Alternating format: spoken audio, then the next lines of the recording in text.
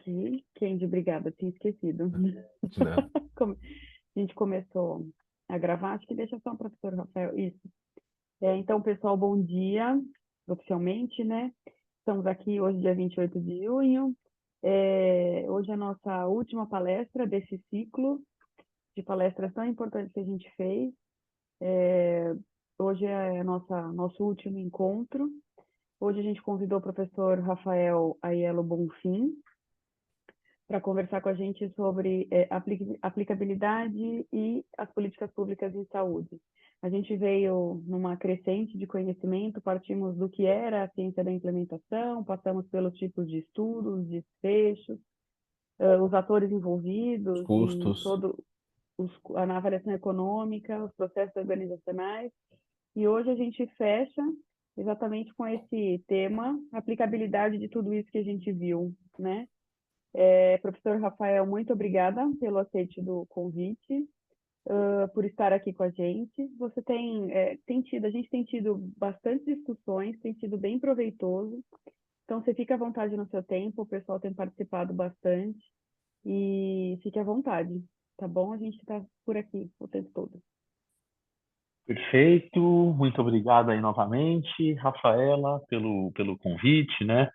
Eu vou falar aí um pouquinho, né, da questão aí de políticas públicas, né, nossas experiências exitosas, as experiências que ainda também estão acontecendo aí em termos aí de ciências de implementação, né? E fiquem bem tranquilos à vontade, se quiserem aí me interromper, perguntar, né, algum ponto que não ficar talvez tão bem claro ali, né?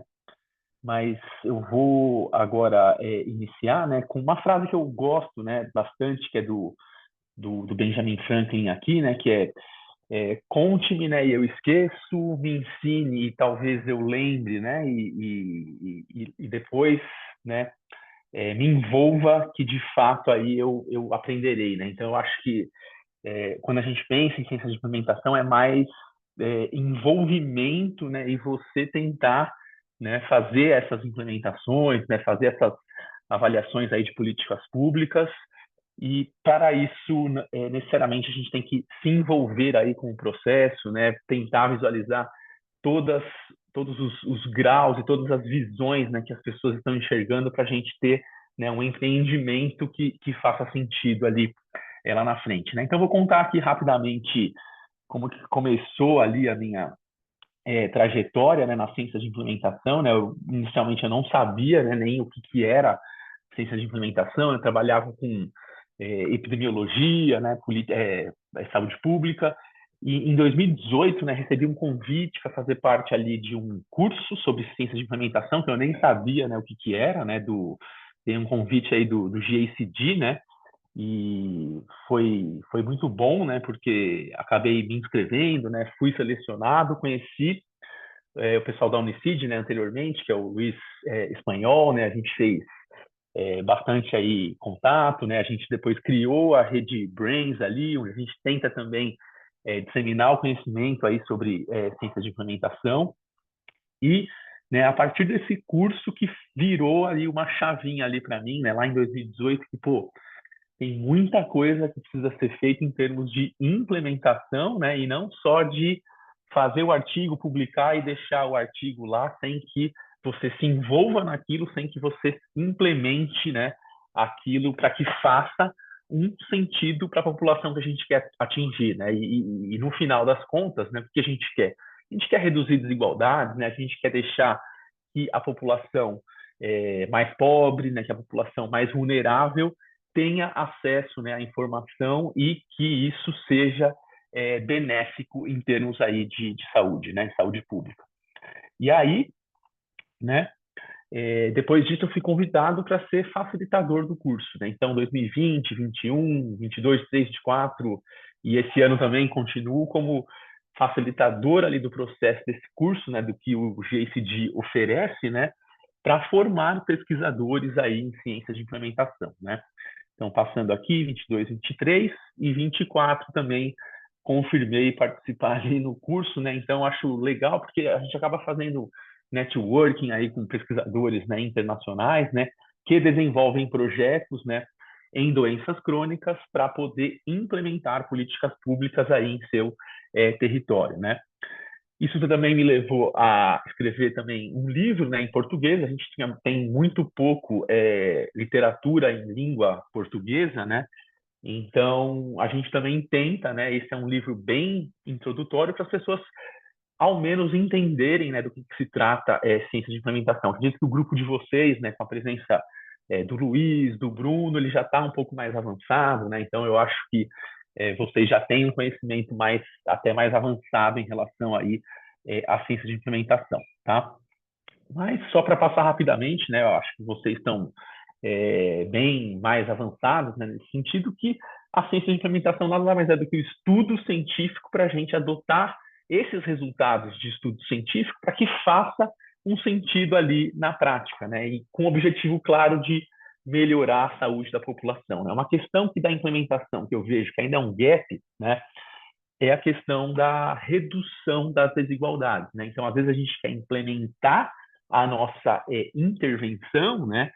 E aí ela, obviamente, vai ter um efeito, né? Essa implementação, essa intervenção, se ela é cientificamente provada, ela vai ter um efeito, mas ela vai ter um efeito para quem, né? Então, esse é o ponto que a gente também tem que pensar. Pensar na equidade. Ela vai ter efeito para as pessoas mais ricas e brancas, por exemplo, ou ela vai ter um efeito também para as pessoas pobres e pretas no Brasil, né? Então, a questão da equidade eu ainda vejo como um gap na ciência de implementação, porque a gente implementa, mas acaba implementando para as pessoas não mais vulneráveis terem acesso, acaba implementando, e quem tem acesso a essas intervenções são as pessoas mais privilegiadas aí nesse contexto, né? Então, isso é um ponto importante da implementação que ainda acho que é um gap aí no nosso território, tá? Aqui, né, tem o manual da Organização Mundial da Saúde, né, que, além da ciência de implementação, fala da pesquisa, né, de implementação, né, em como uma intervenção, né, ela pode ser adotada como uma nova política na vida real, né? Então, quando a gente está falando de implementação, a gente está testando isso no ambiente real, né? E quando a gente está no ambiente real, quem está fazendo usufruto disso? Será que são as pessoas mais privilegiadas ou as pessoas mais vulneráveis no nosso contexto, né? Então, essa avaliação e a relação da equidade com a implementação são pontos que talvez a gente ainda precisa superar no nosso contexto aí brasileiro, né? E a ciência de implementação nada mais é do que a aplicação em tempo real, né? Ela nos dá um direcionamento, né? Um caminho, como se fosse aí uma trilha dentro da nossa floresta, né? A gente usando os frameworks e usando os conteúdos de ciência de implementação, a gente tem o caminho para implementar. Mas será que a gente está olhando o caminho, né? Aí a provocação que eu faço, nós estamos olhando o caminho para reduzir desigualdade, a gente está olhando o caminho da implementação para que isso faça sentido para a população mais vulnerável, né? E políticas públicas não são feitas sem que a gente considere, né, quem é a população que está sendo beneficiada aí por nossas implementações, né? A gente tem um mar de termos aí em relação a implementation science, né, a ciência de implementação, né? Mas basicamente, se a gente fosse olhar, ela estaria dentro aí dos serviços de saúde, né? Então, obviamente que ela pode ser aplicada em outras áreas, né? Meio ambiente, uma série de áreas, mas dentro do nosso contexto, né, na saúde, a ciência de implementação ela é uma parte aí das pesquisas, né? Se a gente pegar a ciência, né, ela é uma parte da pesquisa dentro aí dos serviços de saúde, né? Então a gente tem a implementation e tem a ciência de disseminação. E tem modelos onde a gente usa para implementar e tem modelos que a gente usa para disseminar. E tem modelos que é aplicável tanto para implementação quanto para disseminação. Como, por exemplo, um dos mais famosos aí, o Cefir, né? Não sei se vocês tiveram aula específica aí do Cefir, mas o Cefir ele pode ser usado tanto para implementar quanto para a gente disseminar aí o conhecimento, olhar barreiras, facilitadores, né? Todo o processo de política externa, política interna, né, evidência, e isso ajuda, né, a gente a fazer tanto a disseminação quanto a implementação. Dentro da implementação, a gente tem a qualidade, né, para a gente melhorar a questão da ciência, e dentro da disseminação, a gente tem essa questão de comunicação com os profissionais da saúde, né? Então, por exemplo, tem a guia de prática clínica que eu quero implementar. Eu preciso disseminar entre os meus profissionais. Então, eu preciso de uma boa comunicação, né? E fazer uma pesquisa para ver qual que é a melhor estratégia, né, de disseminar esse conhecimento, né? Uma frase que eu também gosto bastante, né, que o conteúdo é rei. A nossa implementação, a nossa intervenção, ela é rei. Mas o contexto que a gente vai aplicar isso para reduzir desigualdade, né, para fazer com que as pessoas mais vulneráveis tenham acesso, seria Deus, né? Seria aquele contexto onde, pô, como que eu faço a minha intervenção para de fato chegar na população alvo que eu quero melhorar a saúde, né? Porque se ela chega na população mais privilegiada, a gente só aumenta as desigualdades, né? Então, vou pensar aqui, basicamente, na mobile health, né? Então, tem uma intervenção, né, usando ou aplicativo, ou usando ou um conteúdo aí que seja online, internet, onde eu preciso que a pessoa acesse esse conteúdo. Quem que vai acessar? É a pessoa mais privilegiada ou a pessoa que não tem, né, o celular, não tem o computador, né? Então, às vezes, algumas intervenções elas passam a aumentar as desigualdades do que reduzir. E consciência de implementação, a gente tenta minimizar esse gap aí na equidade, que eu ainda vejo como um gap aí que a gente precisa avançar aí um pouquinho em relação aí à ciência de implementação. Contexto é importante, né? Mas também usando o modelo framework, né, de implementação não garante, né, não assume que as nossas intervenções testadas e provadas e que vão fazer um efeito, ela possa ser transferida a qualquer serviço e chegar na população alvo que a gente quer. Então a gente depende da questão aí do contexto no qual elas vão se inserirem, né? E também não assume que essa transferência de informação ela é unidirecional. Por exemplo, não adianta o Ministério lá publicar a guia e que isso vai ser adotado, né, rapidamente, disseminado para todos os profissionais. Nós temos, né, determinantes sociais, né, determinantes aí que fazem com que alguns profissionais façam adesão ao guia de prática clínica, né, que pode ser na fisioterapia, na odonto, na medicina, mas nós também temos, né, alguns determinantes que fazem com que aquele profissional não vai colocar, né, as informações daquele guia que são cientificamente provadas para dentro do seu contexto, né? Então, estudar a implementação, estudar a disseminação é muito importante para a gente fazer com que as melhores evidências científicas cheguem, né, para a população, mas que também rompa esse gap aí de chegar para a população que mais precisa das nossas aí intervenções, né? Então, só fazendo também uma contextualização rápida, né? A gente tem lá da pesquisa básica, né? O T0 ali, né?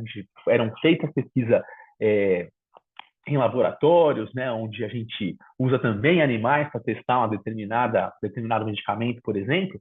Mas o que seria a pesquisa de implementação? É quando a gente testa efetividade e tenta escalonar isso, né, para que toda a população receba a nossa intervenção, né? Então, o T3 e o T4 aqui é quando eu faço esse teste no mundo real ou eu testo o impacto aí de uma política pública, né? Que eu também vou dar exemplos aí das nossas experiências aí exitosas, né? E para isso, né, para que a gente faça que a evidência chegue e promove um desfecho em saúde, né, nós temos uma caixa preta aqui, né, de eventuais estratégias, né, de implementação que são importantes aí a gente conhecer, né, e esse é um artigo base aí, né, da compilação do estudo ERIC, né, que demonstra ali, né, testa, né, faz essa revisão de todas as estratégias testadas e implementadas e que tiveram, né, algum tipo aí de efeito, né? Então eu preciso saber, né, qual que é a minha intervenção, qual que é o desfecho que eu quero, aonde eu quero chegar e como eu vou fazer isso, né? Então a implementação na saúde é como eu faço uma estratégia para implementar essa minha intervenção. E se eu pensar em políticas públicas, né, o que vai mudar? Só vai mudar as os meus colaboradores, né, os meus parceiros, né? Se, por exemplo, numa intervenção onde eu quero fazer um desfecho no indivíduo, lá na ponta, eu estou pensando mais no profissional, mais na população que vai receber a intervenção. Se eu penso numa política pública, eu só aumento, né, um pouquinho o meu stakeholder, né? Quem que é o meu parceiro, né? Então, se eu quero fazer política, se eu quero implementar uma política, eu preciso pensar em parceiros que não estão no nível do profissional e nem no nível da população que está recebendo, mas no nível dos policymakers, né, dos políticos, no nível das pessoas que fazem acontecer aí a política pública, tá? Mas assim, só para a gente também dar uma alinhada, né? Quais são essas estratégias aí de implementação, né? Então eu tenho várias esse estudo Eric, ele compilou 73 estratégias de implementação divididas aí em 9 subgrupos, né, que eu coloco aqui para vocês, né? Então, depende, né? Então, o que eu vou intervir, quem que é o meu público-alvo, né? O que eu vou fazer, depende. E qual a estratégia que eu vou utilizar, também eu preciso entender o meu contexto, né? Então, algumas estratégias aqui, por exemplo, eu posso utilizar estratégias avaliativas, iterativas, né? Então, avaliar a prontidão organizacional, identificar barreiras facilitadoras para implementar a minha ação. Posso usar estratégias né, as mais utilizadas aí, educar e treinar partes interessadas, né? Então, posso fazer treinamentos contínuos para a minha implementação, fornecer consultoria contínua, né? Então, tem várias estratégias que eu posso utilizar para poder implementar e para poder também fazer política e avaliar essa política que está sendo feita dentro do meu contexto, tá? Então, né, esse outro estudo que eu recomendo, né, a leitura, né, que é uma ampliação ali do estudo Eric, né, esse estudo deixa claro que a gente, às vezes, se a gente quer uma implementação rápida dentro de um contexto específico, nós temos grupos mais imediatos, né, que seria onde a gente dá mais importância a treinar e educar partes interessadas, usar estratégias avaliativas e iterativas, por exemplo, ouvir, dar feedback, né, para essas pessoas, dentro da intervenção que a gente quer desenvolver. Mas também, né, quando a gente pensa em política pública, a gente tem grupos mais estratégicos, né? Mudar a infraestrutura, né? Diferenciar ali a questão do pagamento, né? Do incentivo financeiro. Então, posso mudar a infraestrutura, posso utilizar estratégias aí financeiras, né? Financiar essa inovação clínica, por exemplo, né? Então, quando a gente vai implementar, a gente tem que pensar em estratégias que sejam mais estratégicas e também estratégias que sejam mais imediatas. E aonde eu aplico isso, professor? Você pode aplicar isso em qualquer, né, intervenção. O que você precisa fazer é avaliar o seu contexto e ver o que faz mais sentido.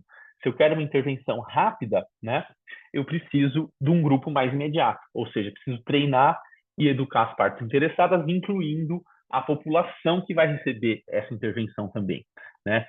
Então, por que é importante eu ter o modelo, né, e usar esses frameworks de implementação? Porque eu preciso, primeiro, guiar esse meu processo, né? Então, preciso de um framework para guiar o meu processo, preciso de um framework para avaliar qual que vai ser o mecanismo para mudar e para eu, por exemplo, implementar a minha intervenção, né? Seja no nível individual, no nível dos profissionais ou no nível dos serviços ou político, e preciso também guiar a evolução do processo, né? Um desfecho importante da implementação é a sustentabilidade dessa ação ao longo do tempo. E o que a gente sabe? A gente sabe que, às vezes, as implementações elas são muito boas, né, no início, mas com o passar do tempo, ela vai perdendo um pouquinho, né, o seu potencial, né? E, às vezes, se os profissionais ou as pessoas não verem um resultado imediato, elas acabam, né, a gente acaba perdendo um pouquinho essa adoção, né, e esse alcance aí da nossa implementação. Então, preciso de um modelo também para guiar e evoluir aí esse processo, né? Então, isso é muito importante. Por exemplo, Combi, né, o modelo aí ou Theory of Planned Behavior, né? A gente tem modelos que vão explicar, né, a atitude dos profissionais ou dos gestores, né, as normas subjetivas, né, o que as pares deles acham em relação a isso, e o controle aí do comportamento perseguido, né? Será que todos têm as ferramentas para a gente fazer essa implementação, né? Por exemplo, aqui, ó, se eu estou pensando em implementar algo no nível político para gestão estadual, né?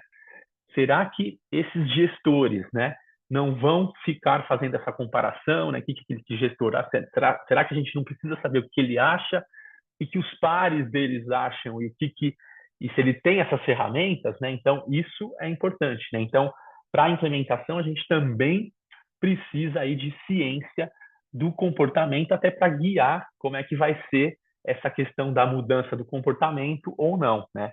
Que vai gerar a intenção e vai mudar, né, o comportamento. E aqui, por exemplo, né, uma experiência, né, exitosa que a gente tem, né, eu sou da área de saúde bucal, né, então uma das políticas que a gente tem e que é cientificamente comprovada e que não é implementada em todo o território é a fluoretação da água, né? A gente sabe que a fluoretação é custo-efetiva, é custo-benéfica, a gente sabe que ela reduz a experiência de cárie dos indivíduos, populacionalmente falando, né? E ela é uma medida equitativa. Por quê? Porque todo mundo que recebe água encanada, obviamente que nem todos, né, recebem a água encanada e a água tratada, mas todos que recebem têm, né, esse efeito de redução aí de experiência de cárie, né? E como que a gente faz para implementar isso no território? A gente precisa atuar no nível político, né? E o que a gente fez aqui, né, no estado de Mato Grosso do Sul, foram pesquisas para entender como que se daria o processo, né? Porque aqui dentro do nosso contexto a gente tem 80 cidades, né? E apenas 19, né, eram floretadas, né? Então a gente precisava aumentar essa cobertura de floretação da água. Então a gente fez um estudo quali, né? Entrevistando o gestor, entrevistando vigilância, entrevistando responsável ali por saúde indígena, entrevistando uma série de partes interessadas para ver o que fazia sentido para ter uma intervenção que de fato aumentasse a cobertura aí, né? Então, de água floretada aqui no estado, né? Então, para isso, e depois dessa série de estudos, né? Então, a gente também fez estudos para provar que a floretação diminuía desigualdades raciais em saúde bucal e também desigualdades socioeconômicas. A gente chegou no intuito de que instituir um comitê, né, de monitoramento de florestação da água no nível estadual colocaria várias partes interessadas em conjunto, né, baseado num mecanismo de coordenação do tipo network, não tão hierárquico, mas no tipo de network, onde vários colaboradores, né, hoje em dia a gente vê que a palavra stakeholder, né, ela está sendo usada, tá caindo em desuso porque ela tem um sentido de colonialismo, né? Então, eu estou até agora evitando, aí eu usava bastante nos slides, né? Mas estou tentando evitar a palavra stakeholder, né?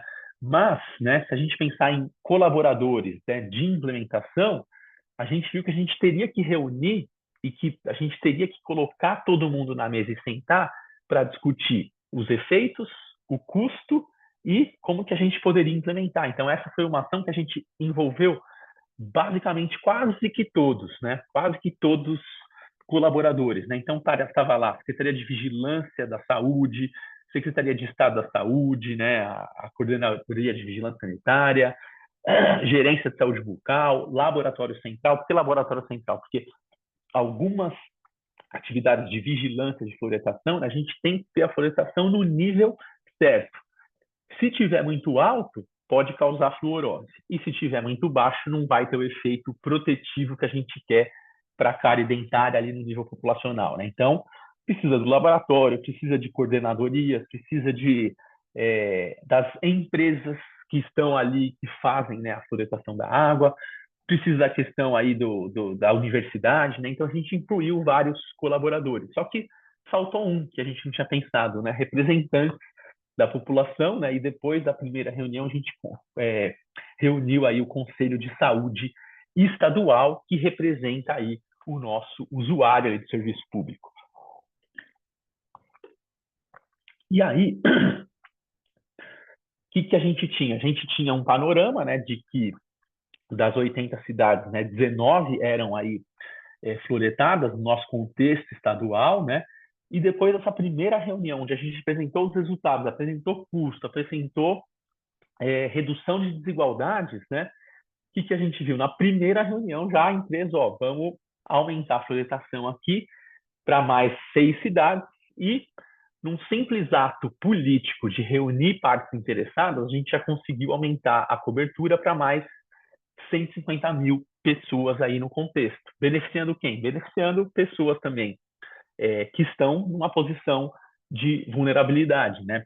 Por exemplo, pessoas pardas e pretas assim no Brasil, né? Onde essas cidades a gente tem uma concentração maior dessa raça aí autodeclarada, né? Em 2023 também um outro step, a gente conseguiu mais 5 cidades, né, para serem floretadas em nosso contexto aí político, né? Então veja que aqui essas ações elas estão um pouco mais no nível político, mas com todas as colaboradores, com todas as partes interessadas aí também discutindo as ações, né? E aí a gente teve aqui uma cobertura aqui em 2023, né? De aproximadamente 1 milhão aí de pessoas, se a gente considerar todas as cidades, né, que foram aí beneficiadas e considerar o plano plurianual, né, que aí a própria empresa, percebendo a intervenção, percebendo a redução de desigualdades, percebendo a importância de saúde bucal, elas no plano já planejam, né, aumentar para quase 80, 90% aí das cidades do estado, né? Então foi um exemplo de experiência de implementação exitosa, mas que, né, a gente precisou conhecer o contexto, precisou fazer uma série de pesquisas para poder engajar aquele stakeholder, né, aquela parte interessada no nível político para poder beneficiar as pessoas lá na ponta, né? E com isso tentar reduzir, né, as desigualdades em saúde bucal, tá? Obviamente, a produção de artigos científicos ela é importante? Sim. Não tem a menor dúvida que você produzir o artigo científico é importante.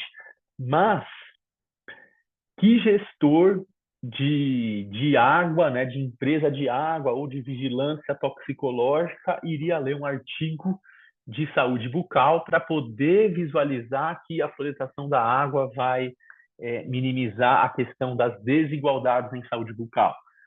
Zero, entendeu? Então você precisa elaborar uma intervenção, uma estratégia de implementação para fazer aquela informação chegar na pessoa que precisa chegar, entendeu? Então não adianta a gente publicar o nosso artigo e esperar que as coisas aconteçam naturalmente. Às vezes a gente vai precisar de uma estratégia de implementação que a gente pode tirar do contexto ERIC para poder fazer chegar. Aqui a gente pensou em estratégicas não tão imediatas, né?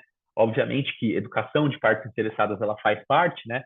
Mas também em planos também mais estratégicos, né? De reunir, de instituir comitê que vai discutir políticas públicas, né? E aí, quanto tempo demora para uma mudança na prática baseada em conhecimento científico chegue na população, né? Tem esse editorial, né, que escrevemos aí para a Acta Paulista de Enfermagem, né, onde, né, esse artigo aqui do Balas aqui de 2000 mostra que geralmente demora aí 17 anos para uma intervenção ser incorporada na prática clínica e que alcança apenas 14% da população alvo, né? Então, essa questão da equidade, né, onde onde as nossas intervenções têm que chegar, mas chegar não só nos mais privilegiados, chegar também nos mais vulneráveis, né? Então, esses modelos de implementação que são baseados em equidade são importantes para a gente fazer as nossas intervenções chegarem de fato quem precisa para a gente reduzir as disparidades, né? Então, qual que é o maior foco da nossa implementação? Se eu estou pensando no nível político, eu tenho que agir em stakeholders aí do nível político, né? Então, tem diferentes níveis socioecológicos. Às vezes, a nossa intervenção é fazer parte no nível individual das pessoas ali, mudar um estilo de vida, mas, né, nesse caso aqui específico, fluoridação da água, eu precisava agir aqui no nível político, né? Então, para implementar a fluoridação da água no contexto estadual e no contexto do país, aí vai ser diferente. Aí são estratégias aí diferentes, né? No contexto do país, nós temos uma lei, né, que é um pouquinho antiga, de 1974, mas se a gente pensar em implementações, eu vejo que faz sentido pegar essa intervenção que a gente fez no Mato Grosso do Sul e escalonar para outros estados, né? Faria sentido a gente escalonar depois as nossas intervenções em contextos estaduais. E a gente precisaria evoluir nos estados que não têm florestação, que a gente sabe que é na região norte, né, e nordeste, que é o que a gente está começando aí a fazer agora, né? Essa parte aqui eu vou passar, né? Tem os ciclos aí da implementação, porque eu já vi que os conteúdos já foram aí trabalhados, né? Mas esses desfechos aqui, né, são importantes, né? E por que que eu estou pegando esses desfechos da Proctor, né? Porque esses desfechos aqui, esses 8, são os mais importantes quando a gente vai também avaliar a implementação também como política pública, né? Então, aceitabilidade, adoção, adequação, né? Viabilidade, fidelidade, custo, né? Vi que vocês tiveram, né, uma palestra de custo, né? Cobertura e sustentabilidade. Por que que eu estou grifando esses 3 em amarelo aqui, né? Porque talvez sejam os desfechos ali, né? Que sejam importantes de serem avaliados, né? Porque tem pouca publicação no nosso contexto brasileiro, né? Em relação à adoção, fidelidade e à sustentabilidade, né? Sustentabilidade, a gente precisaria de projetos, né, de pesquisas que avaliassem, né, num contexto mais amplo, longitudinalmente, né? Então, a gente tem uma dificuldade nos nossos programas aí de mestrado, doutorado, parar em 2, 3 anos, a gente fica com essa sustentabilidade um pouquinho limitada, né? Fidelidade, eu vejo muito pouco estudo avaliando fidelidade da intervenção, né? Será que o grau em que a intervenção é entregue e do jeito que ela foi planejada, né? Porque na implementação a gente pode mudar, a gente pode adaptar. Então, será que a gente pensou, de fato, se a gente adapta isso, ela não perde um pouquinho essa fidelidade, né? Então, vejo que faltam estudos em relação aí à fidelidade e a questão da adoção, né? Aquela decisão inicial, né? Por parte do profissional. Aqui eu acho que está a questão da adoção, né? Aceitabilidade, né? Que tem uma certa proximidade, né? Eu vejo que já tem, né? A gente está melhorando, né? Nesses desfechos aí, né? A gente tem escalas, instrumentos validados, né? Mas fidelidade e sustentabilidade, a gente vê que ainda precisamos aí de mais estudos, porque as nossas intervenções podem ser contextualmente adaptadas e a gente precisa medir se perde fidelidade lá no final ou não, né? Então, como a gente mede esses desfechos, né? A gente tem os questionários, né? O Bruno deve ter passado aí o questionário que ele validou, né? Então, acho que é um questionário importante, né? Eu vou começar a usar ele para uma medida mais quantitativa, né? De aceitabilidade, adequação e viabilidade, né? Mais um outro desfecho que também é importante, que a gente validou aqui para a língua portuguesa, é a prontidão, né? Organizacional, né? Também é um desfecho que a gente não analisa no nível individual, mas no nível supra individual, né? O que significa isso? Significa que a pergunta que a gente faz para esses indivíduos não é o que você acha da intervenção, mas do que você acha que as pessoas que trabalham aqui vão implementar. Então, ela está um pouquinho no nível aí supra-individual, né? E é um desfecho aí que a gente tem avaliado, né? Um desfecho situacional, né? A gente vê que a prontidão ela muda ao longo do tempo, né? Então, no começo, a pessoa às vezes pode estar muito legal, né? Nossa, é uma inovação, vamos colocar, vamos implementar. E a gente vê que ao longo do tempo, isso, se a pessoa não vai vendo o resultado, ela vai, né, como ela é situacional, ela vai mudando ao longo do tempo. Então, a gente tentou, por exemplo, implementar uma guia, né, de prática alimentar para bebês ali de 0 a 3 anos, né? A gente viu que no começo esse guia alimentar ela tava muito legal, a prontidão estava ótima, né? Tanto no nível do profissional lá do serviço, né?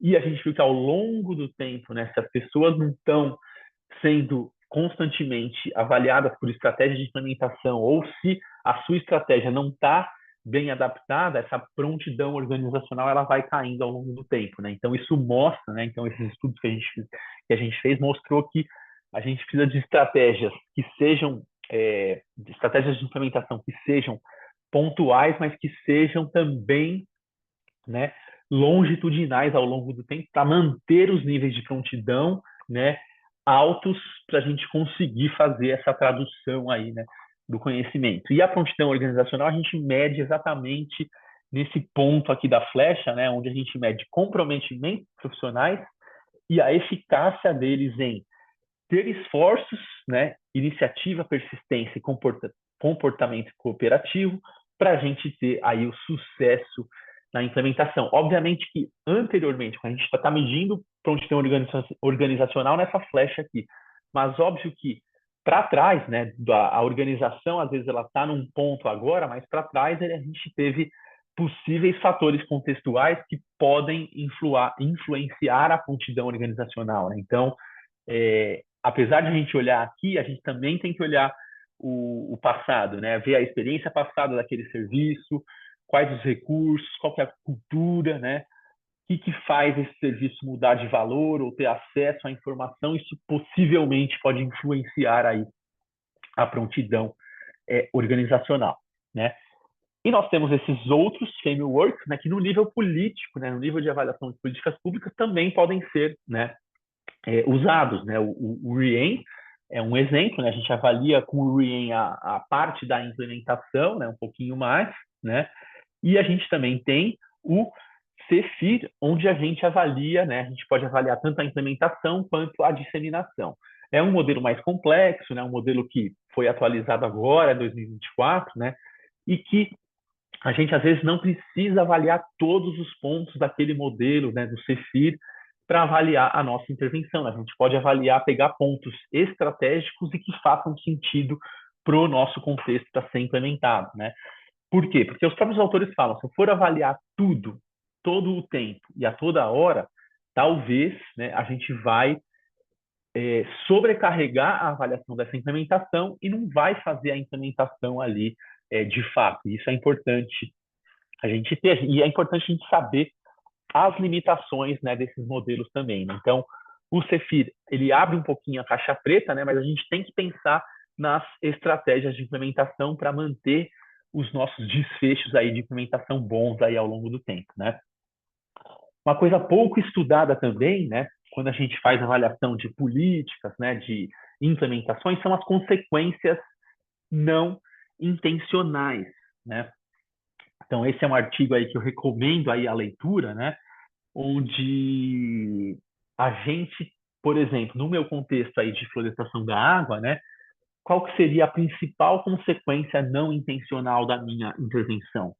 Seria causar fluorose dentária, né? O excesso de flúor, né? Então, se a gente não fizesse um monitoramento completo, e para isso eu preciso da vigilância, né? Se a gente não fizer um monitoramento completo, o excesso pode causar fluorose, que aí são aquelas manchinhas brancas ali, às vezes, que a gente vê no dente, né?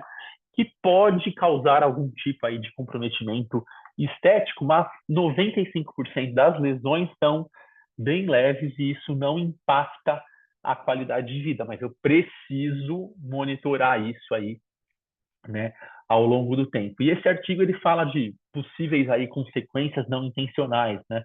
E acho que é um artigo aí bem interessante, ele mostra várias consequências não intencionais. A gente não vai ter tempo aí de ampliar esse debate. A gente pode discutir, né, mas a gente não vai ter tempo de ampliar aqui o debate na aula, né? Mas é um artigo que eu recomendo aí. E, né, quando a gente vai fazer a implementação, o que eu também recomendaria é utilizar um modelo lógico, né? Então, às vezes a gente pega o framework, né? Quando a gente quer avaliar a política, a gente pega o framework e joga tudo em um framework sem um modelo lógico, né? Então, o modelo lógico às vezes é importante porque a gente pontua, né, quais são os determinantes da minha implementação, quais as estratégias que eu vou fazer, quais os mecanismos que eu vou aplicar às minhas estratégias e quais são os desfechos que eu vou analisar no final, né? Então, eu quero avaliar desfecho de implementação, eu quero avaliar desfecho de uso de serviço, eu quero avaliar desfecho clínico para ver se aquela população melhorou ou não em relação a um determinado desfecho clínico. Então, isso é importante, né? Se a gente tem esse modelo lógico, ele é importante para a gente avaliar a nossa intervenção e a nossa aí implementação, considerando as estratégias aí também de implementação, né? Por isso que eu preciso fazer um estudo mais aprofundado aí do nosso contexto, tá? esse modelo lógico ele pode ser adaptável, né? Então, se eu estou fazendo uma intervenção clínica, né? Acho que na fisioterapia, né, tem muita intervenção clínica, né? Eu posso também colocar as possíveis intervenções clínicas e as possíveis estratégias de implementação combinadas ali para a gente fazer o uso do modelo lógico. Ele tem sido um pouquinho criticado, né, na literatura, né? Mas é uma crítica, eu achei assim, uma crítica um pouquinho, né, não tão profunda, né, no sentido, né? Porque quando a gente pensa nesses modelos lógicos, né, uma crítica que foi publicada aqui na revista Implementation Science, né, foi que a crítica foi que quando a gente seleciona as estratégias de implementação, elas têm que estar exatamente combinadas com as barreiras que a gente, né, tem, né, na nossa implementação quando a gente usa o modelo Cephir, por exemplo, né? Então, eu vou avaliar facilitadores, vou avaliar as barreiras, né? E qual que vai ser a minha estratégia de implementação para superar aquela barreira, né? Então, a gente já pode fazer essa leitura crítica, né, de selecionar uma estratégia de implementação baseada na barreira que a gente identifica para a implementação, né? Então, por exemplo, né, se eu tenho a barreira, vou dar o exemplo aqui no contexto, no meu contexto de saúde bucal, que é mais importante. Se eu tenho a barreira da empresa que não sabe dos indicadores de saúde bucal, eu preciso de uma estratégia de implementação para fazer com que essa empresa que faz a florestação entenda a importância disso, né? E foi nisso, exatamente nisso, né, pensando na criação do comitê, foi nisso que a gente pensou, porque se a gente monta o comitê, eu posso educar e eu posso levar toda a literatura científica para que aqueles gestores que tomam a decisão tenham noção do que isso impacta populacionalmente, né? Fazer a fluoridação da água, o que impacta lá na ponta a cárie dentária, a experiência de cárie da nossa população, né? Então, essas avaliações estratégicas, elas são importantes porque a gente pode selecionar as melhores estratégias baseadas nas barreiras que a gente identifica aí da nossa implementação, né? E aí, esse artigo também faço a recomendação aí da leitura, né? Que é uma taxonomia onde que explica como que a gente vai selecionar, né, a nossa estratégia de implementação, né? Então é um checklist, né, que pesa quais são as barreiras e a partir dessas barreiras a gente vai selecionar, né, a partir dessas barreiras as melhores estratégias para superar aquelas barreiras ali de implementação. Então a gente tem 7 domínios, fatores de orientação, fatores individuais do profissional da saúde, né? Às vezes aquele profissional que é mais velho, que se formou há mais tempo, ela vai ter uma barreira maior. Então, qual que é a estratégia de implementação para superar a barreira daquele profissional que talvez seja mais velho, que aprendeu de um jeito e que dificilmente ele vai mudar aquele jeito que ele fez, né? Então, baseado nisso, a gente pode pensar em estratégia para grupos específicos, né? Então, isso é importante. E esse instrumento ajuda a gente a selecionar as barreiras para a gente implementar aí as nossas estratégias. Aqui, só para falar, a gente tem vários modelos, né, frameworks, aí que a gente pode procurar, a gente pode ver os modelos para disseminação, modelo para implementação, né? É um site que, às vezes, eu dou uma olhada, né, para ver se eu estou perdendo alguma coisa, né? E aí, né, tem por exemplo, esse Behavior Change Wheel aqui, né? Onde é um modelo que é usado mais para implementação do que para disseminação, né? Mas a gente pode, às vezes, em algum determinado contexto específico, procurar um modelo que faça sentido para a nossa aí, intervenção, tá? Os estudos, eu vi que vocês já tiveram uma aula, né? Não vou falar aqui, né? O Bruno já deve ter rastreado aí toda a questão aí dos estudos, né? De implementação. E, né?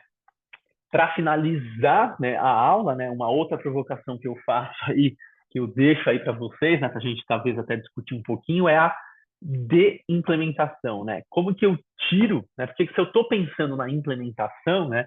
E eu tenho feito esse debate aí um pouquinho aí com pesquisadores, né? Se eu quero implementar algo novo, eu preciso entender o que está sendo feito para, às vezes, primeiro de implementar, tirar do serviço aquela coisa que é de low value care, né, que não faz mais sentido estar ali, né? Então, às vezes, né, o trabalho da implementação envolveria também a de-implementação daquela intervenção antiga que não faz mais sentido, né? E quando a gente vê na literatura, né, esse artigo também recomendo a leitura, né, quais são as estratégias para a gente tirar o algo velho para poder politicamente, né, numa política pública, implementar o algo novo, né? Então tem estratégias para isso, né? Então e as estratégias de implementação se sobrepõem às estratégias de implementação também, né? Mas na implementação tem algumas estratégias diferentes, né? Que podem ser usadas aí quando a gente vai falar, né, de ciência de implementação. Então, é um artigo também que eu recomendo a leitura, né? E um outro gap é colocar a equidade para dentro, né? Então, se a minha implementação vai ser útil para as pessoas que já são privilegiadas, faz sentido eu implementar daquele jeito? Então, outro gap, né? A gente também tem que pensar aí nesse encontro clínico de comunicação profissional e competência cultural para fazer com que a nossa implementação faça sentido e atinja as pessoas aí mais vulneráveis, pensando aí na equidade aí na saúde. Por exemplo, né, se eu tenho um município lá, um estado, se quem for implementar são os estados mais ricos, eu ainda deixo uma parte da população brasileira descoberta aí da minha intervenção. Se os desfechos, né, foram melhores entre os gestores dos estados ou dos municípios mais ricos, eu também tenho um gap aí de equidade que a gente, quando pensa em implementação, a gente tem que começar a olhar um pouquinho mais para isso, né? Quem vai receber e se isso vai impactar aí populacionalmente, né? Então, um outro artigo que eu recomendo aí a leitura é o Health Equity Implementation Framework, né? Que quando a gente pensa em equidade, a gente tem que pensar em processos, em ter facilitadores, né? Aí peer support, peer implementation são outras estratégias que a gente pode utilizar para essas pessoas serem facilitadores para que atinja aquela população-alvo que a gente quer, né? Então, recentemente, eu não coloquei aqui na apresentação, mas a gente fez uma revisão das estratégias de peer implementation, né? Então, quando eu quero atingir uma comunidade vulnerável, ter um líder daquela comunidade, que é aquele nosso acesso, né, da pesquisa ou da política com a população, facilita o processo, ajuda na implementação e pode melhorar, né, a adoção daquelas pessoas, né? Se ela vê naquela figura daquele líder comunitário, aquela pessoa que vai traduzir esse conhecimento, isso pode ser uma estratégia que pode fazer sentido para a gente reduzir aí disparidades aí em saúde bucal, né? Então, ter facilitadores do nosso processo de implementação em termos de políticas públicas ajuda a gente a fazer com que a intervenção chegue, né, dentro do contexto que a gente quer que chegue, né? Então, esse Health Equity Implementation, ele pode ajudar a nós pesquisadores a terem implementações, né, e terem facilitadores que ajudem aí no nosso processo, né? E claro que os estudos têm mostrado, os estudos de peer implementation pelo menos têm mostrado resultados aí bons, né? Em termos de desfechos de implementação, né? Em termos de adoção, em termos de o custo é muito pouco avaliado, né? A gente viu, né, no artigo, mas que a adoção, a aceitabilidade, ela aumenta, né? Então, esses desfechos de implementação são bons. Em relação aos desfechos clínicos, né, de benefício da população, tem estudo que mostra que é bom, tem estudo que mostra que nem tanto, então a gente também precisa de mais estudos usando esses processos de facilitação para ver se isso tem ganho no clínico lá na frente, né? Bom, pessoal, acho que era finalizando, né? A ciência de implementação ela envolve estudo científico aí de intervenções, políticas e fatores contextuais que podem afetar, né, em tempo real, né, no mundo real, né, ajuda a gente a identificar os métodos de implementação, as estratégias de implementação mais eficazes, considerando o nosso contexto, e ela deve ser empenhada em todo o processo envolvendo seleção, adaptação, evolução de políticas né, evolução aí, né, dessas intervenções e inovações aí em saúde pública, né? E fico aberto agora, Rafaela, passo a palavra para ti para a gente, né, vamos ver as perguntas, a gente faz uma discussão aí um pouquinho mais ampla, tá bom? Muito obrigado aí pela atenção de vocês. Tá ótimo, professor Rafael. Obrigada, foi excelente.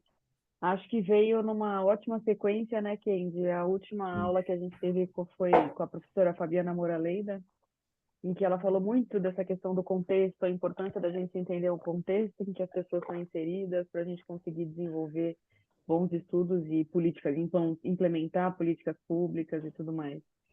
Acho que o complemento foi excelente. Eu acho que eu vou deixar a Legal, palavra para o pessoal.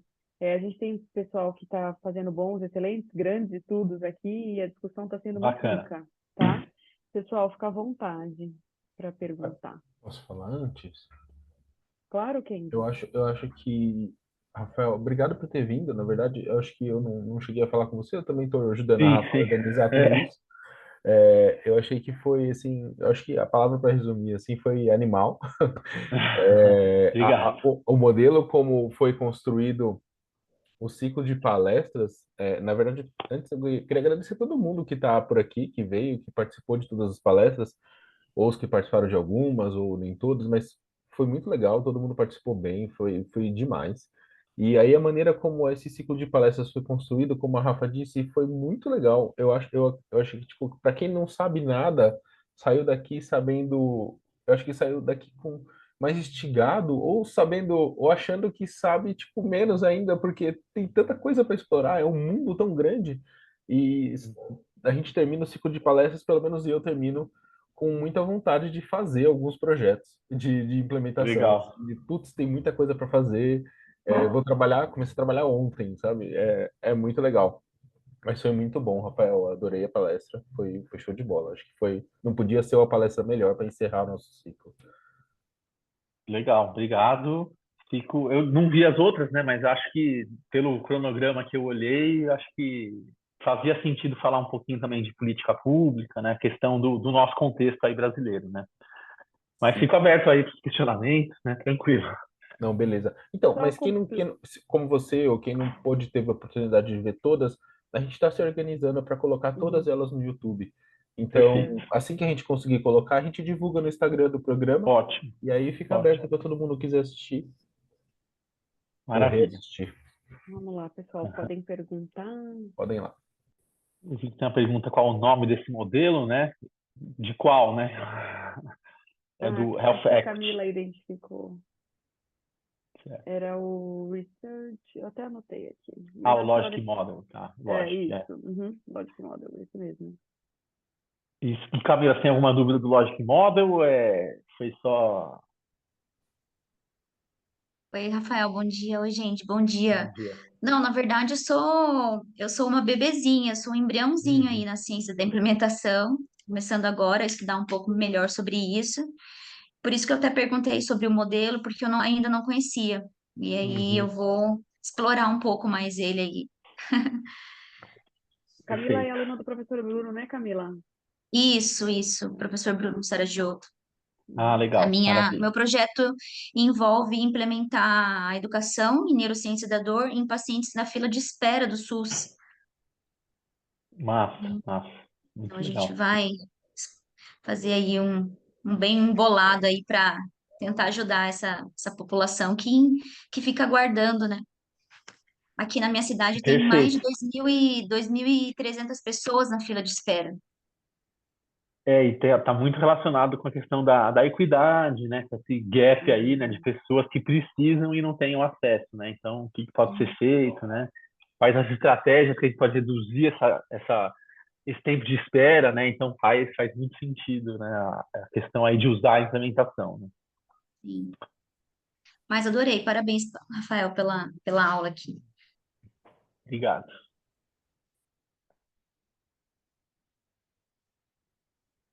E que a Marina também está aí, né, Marina?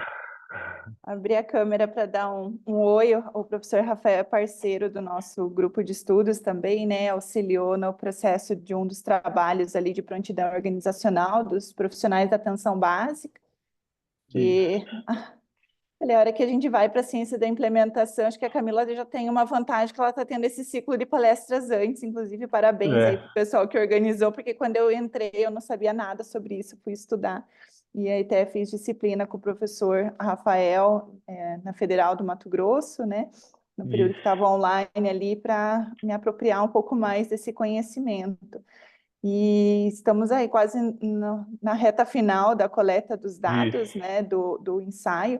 E já vem uma série de outras dúvidas e outras possibilidades de uso de outras teorias para esclarecer algumas lacunas que ficaram no nosso ensaio clínico. Até vou compartilhar aqui uma angústia e, de repente, o professor Rafael, de repente, possa dar Uhum. um norte. Algo que eu tenho percebido, por exemplo, nós fizemos um ensaio clínico aleatorizado, híbrido do tipo 3, então testando 3 formas de entrega do programa do educador. E uma coisa que me intriga, que nós não... Então, assim, o objetivo é entregar ciência para a população, né? Fazer a prática baseada em Sim, evidência. sim. E um dos tripés da PBE, que é a preferência do indivíduo, ela não é contemplada. Porque quando você faz o ensaio clínico, o indivíduo ele é aleatorizado para um dos 3 grupos. E Entendi. agora, nessa fase final até de estudos qualitativos, alguns feedbacks foram, eu achei que fosse ser algo mais personalizado, que a gente teria encontros semanais. E eu tenho um grupo de encontros semanais, só que esse indivíduo ficou num outro grupo, né? Então eu Perfeito, fiquei entendi. pensando como que de repente a gente pode fazer um ensaio clínico e que isso, né, essa preferência do indivíduo, ela seja levada em consideração. Será que eu teria que ter uma outra, né? Então, aleatorizar entre aqueles que vão escolher entre as intervenções e os que não têm. Isso aqui, isso aumentaria muito O o viés, né? meu N, e assim aumentaria muito o número de pacientes, eu acho, porque talvez, por exemplo, eu tenho 3 formas de entrega. Talvez eu tenha que aleatorizar primeiro quem vai escolher ou não, e daí aleatorizar entre as 3 intervenções. Né? Não sei, eu fiquei pensando como que a gente poderia fazer, e aí não sei se você tem lido alguma coisa nesse sentido, e como que isso tem sido trabalhado, e se faz sentido também, né, esse apontamento. Não, eu acho que faz total sentido, né, o questionamento. Às vezes o indivíduo ele quer um tipo, né, e está entrando ali talvez no estudo para ter, né, algo específico, né, e na aleatorização ele vai para outro grupo, né. Então isso é um problema de fato, né. Eu acho que até que ponto a gente adaptar isso não vai perder fidelidade, né, na questão do ensaio clínico mesmo, né. Então também não tem uma resposta para ti, né, Marina, assim, tipo precisaria pensar e ver se essa realocação, né, não vai prejudicar a questão aí do estudo, né, ou teria que aumentar muito o N, né. É um bom questionamento que eu não tenho resposta não.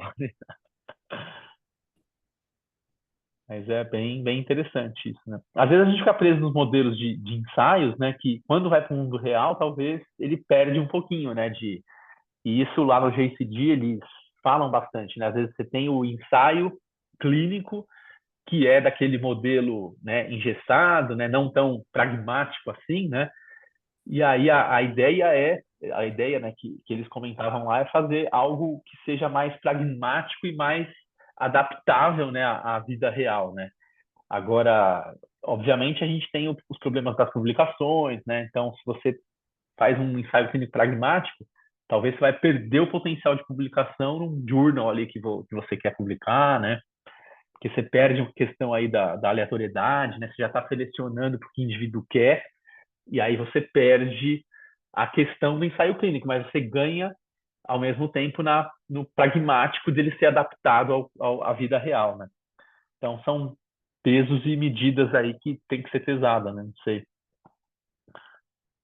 Até a Verônica colocou alguma É. coisa no chat, e eu não sei se vai na linha, eu também tenho São os assim, híbridos tentado 3, né? acompanhar alguma coisa do que estão falando em pesquisa baseada em dados reais, né? Até porque a gente tem um Isso. serviço aqui e a gente quer ver como que é essa metodologia, então é outra coisa que eu ainda quero estudar e talvez possa responder, ou talvez seja um outro modelo de desenho de estudo que possa levar isso em consideração, né? A preferência do indivíduo.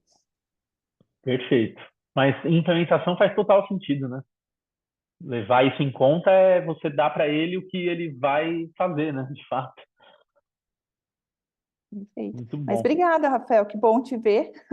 Já Valeu. estamos submetendo aquele artigo, tá? Já levamos a primeira Ótimo. reprovação e continuamos aí. Eu vi foi pelo contexto da revista mesmo, né? O Isso, escopo, né? Tá certo. Não podemos aproveitando para desistir, né? atualizar. O importante é não desistir, né? Faz É. parte, né? Mais alguma pergunta, pessoal? Camila. A Verônica colocou Isso. quando a gente sabe que a intervenção é efetiva, né? A gente vai para os ensaios, né, Direto de para implementação mesmo, né? Que aí é testar qual a implementação que vai ser melhor naquele contexto que a gente está pensando, né? Então isso é o híbrido 3, né? Que a gente já sabe e a gente só vai testar diferentes estratégias de implementação. Isso aí. Acho que o pessoal tem mais alguma dúvida, mais algum comentário?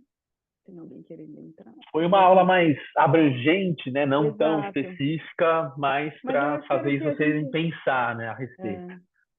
eu acho que era o que a gente queria mesmo, professor Rafael, um encerramento que abrangeu absolutamente todos os conteúdos que foram passados nesse ciclo de palestras, né? Então, Legal. fechou o conhecimento todo.